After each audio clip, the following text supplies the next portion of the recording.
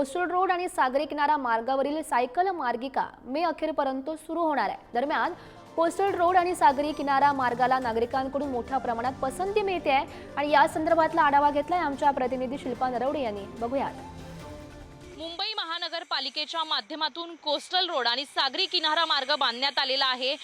मुंबई शहरातील वाहतूक कोंडी कमी व्हावी यासाठी हा मार्ग बांधण्यात आलेला आहे आणि या मार्गाला प्रचंड प्रमाणात मुंबईकरांसह आजूबाजूच्या शहरातील नागरिकांची देखील पसंती मिळत आहे।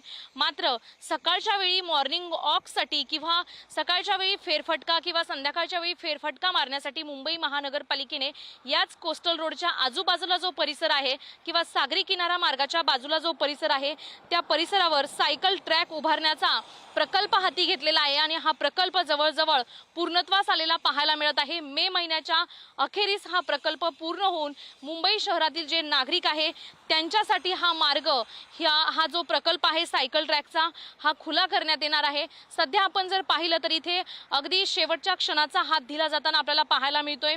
मार्ग जवळजवळ पूर्ण झालेला आहे सायकल ट्रॅकचा आणि शेवटच्या क्षणाचं जे काम आहे ते सुरू आहे आणि येणाऱ्या काळामध्ये जे मुंबईकर आहेत त्यांच्यासाठी मात्र सकाळी आणि संध्याकाळी सायकल ट्रॅकचा हा मार्ग मे महिन्याच्या सुरुवातीला पूर्णत्वास येऊन खुला करण्याचं आश्वासन देखील मुंबई महानगरपालिका आयुक्त गगरानी यांनी दिलेलं आहे। कॅमेरामॅन संदीप भारतीसह शिल्पा नरवडे, पुढारी, मुंबई।